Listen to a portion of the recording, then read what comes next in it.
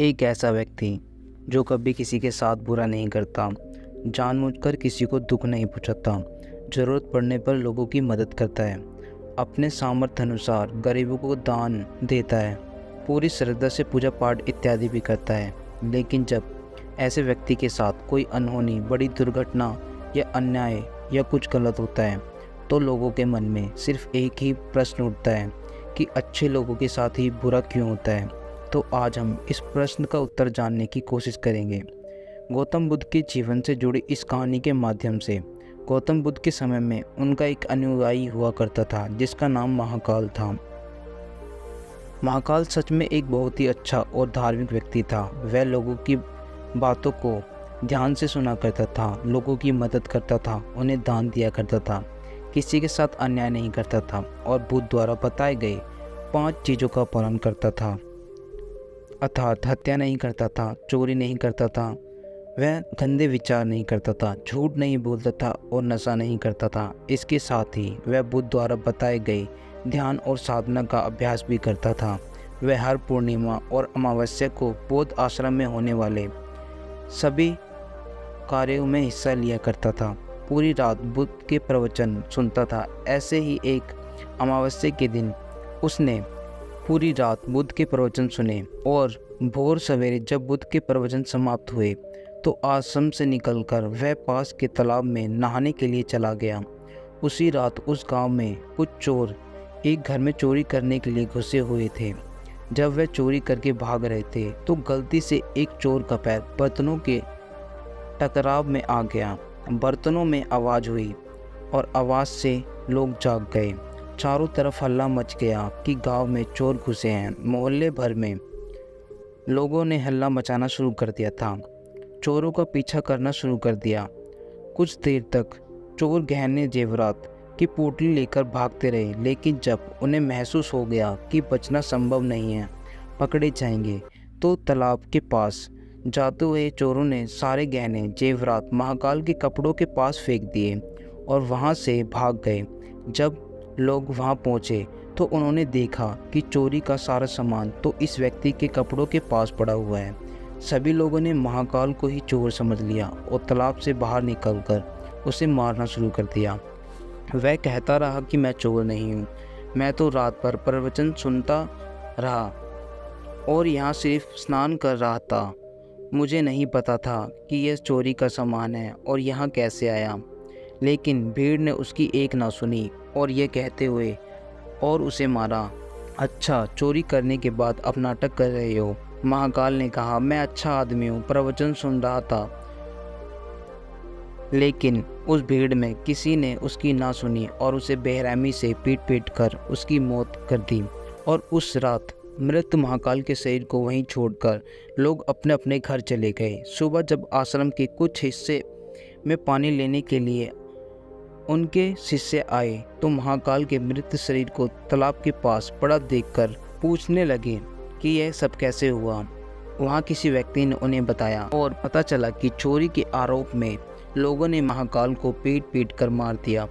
शिष्यों ने गौतम बुद्ध के पास जाकर यह दुखद खबर सुनाई कि बेचारे उपवासक महाकाल को लोगों ने मार दिया।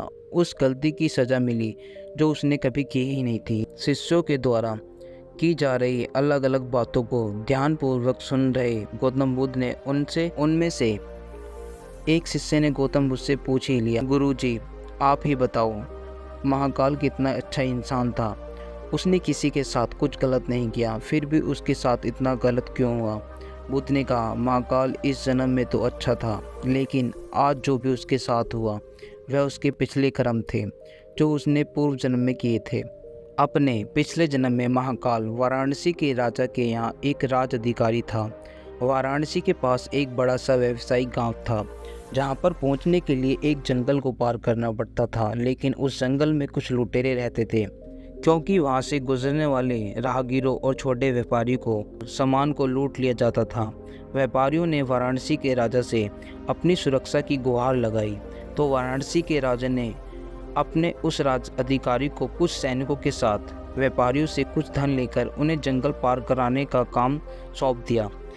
राज अधिकारी महाकाल भी अपने काम को पूरी ईमानदारी से कर रहा था वह लोगों से कुछ धन लेता और अपने सैनिक भेजकर उन्हें सुरक्षित जंगल पार करवा देता। एक संपत्ति पत्नी का जोड़ा अपनी छोटी सी बैलगाड़ी में बैठकर राज अधिकारी के पास आता है और धन के बदले उन्हें सुरक्षित जंगल पार कराने के लिए कहता है। लेकिन राज अधिकारी ये कहते हुए उन्हें मना कर देता है कि अभी बहुत रात हो चुकी है, इसलिए वह उनकी और अपने सैनिकों की जान खतरे में नहीं डाल सकता। उन्हें जंगल पार कराने के लिए बहुत सुबह तक इंतज़ार करना पड़ेगा। वह पति पत्नी बहुत आग्रह करते हैं, अभी रात होने में बहुत समय है, वह जंगल पार करा दीजिए। लेकिन राज अधिकारी नहीं मानता और उन्हें सलाह देता है कि वह रात भर यहीं रुके और खाने पीने की व्यवस्था वह खुद करा देगा। पति पत्नी को मजबूरन उस राज अधिकारी की बात माननी पड़ती है। उस राहगीर की पत्नी बहुत सुंदर थी, जिसे देखकर राज अधिकारी उस पर मोहित हो गया था।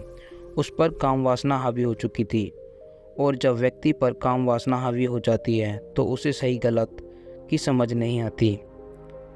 वह शक्ति का गलत दुरुपयोग करता है और वह जलकर अंधा हो जाता है। और यही बात उस राज अधिकारी के साथ हुई। उसने उन दोनों पति पत्नी के रहने की और खाने की व्यवस्था तो कर दी, लेकिन साथ ही वह उसकी पत्नी को पाने की तरकीब सोचने लगा। उसे एक तरकीब सूझी। उसके पास एक बड़ा सा हीरा था। चुपके से उस आदमी की बैलगाड़ी के सामने उसमें छुपा दिया और सुबह होते ही हल्ला मचा दिया कि उसका कीमती हीरा किसी ने चोरी कर लिया है। उसने अपने सैनिकों को आदेश दिया कि हर एक व्यक्ति की सामान की तलाशी ली जाए। सैनिक ने तलाशी ली तो योजना के अनुसार हीरा उस पति पत्नी की बैलगाड़ी के सामान में छुपा मिला और सैनिक उसको पीट कर उसकी हत्या कर देते हैं।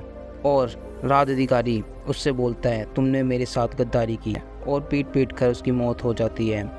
बाद में राज अधिकारी ने अपने रुतबे और दौलत के दम पर उस स्त्री को अपनी पत्नी बना लिया, क्योंकि पिछले जन्म में महाकाली सिर्फ उस स्त्री को प्राप्त करने के लिए उसके पति पर झूठा आरोप लगाकर बेवजह उसकी निर्मम हत्या कर देती है। इसलिए पिछले जन्म में ही उसकी मृत्यु के पश्चात उसे नरक प्राप्त होता है और नरक के बहुत दुख भोगने के बाद उसे इंसानी जीवन मिलता है। लेकिन इस जीवन में उसके पिछले कर्म का उसको फल मिलता है और उसके साथ ही वैसा ही होता है जैसा उसने उस स्त्री के पति के साथ किया था। महाकाल को उस चोरी की सज़ा मिलती है जो उसने की ही नहीं थी।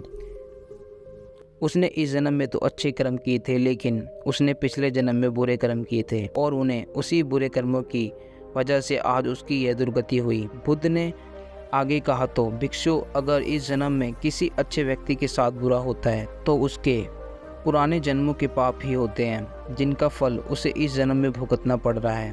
इसलिए मैं तुमसे कहता हूँ कि अपने आज के कर्मों को सुधारो, ताकि तुम्हारे आने वाला कल भी सुधर जाए और आने वाली पीढ़ियाँ भी। तो दोस्तों, ये वीडियो आपको कैसी लगी? इस वीडियो को शेयर और लाइक करना ना भूलें। हम आपके लिए ऐसी वीडियो बनाते रहेंगे। धन्यवाद।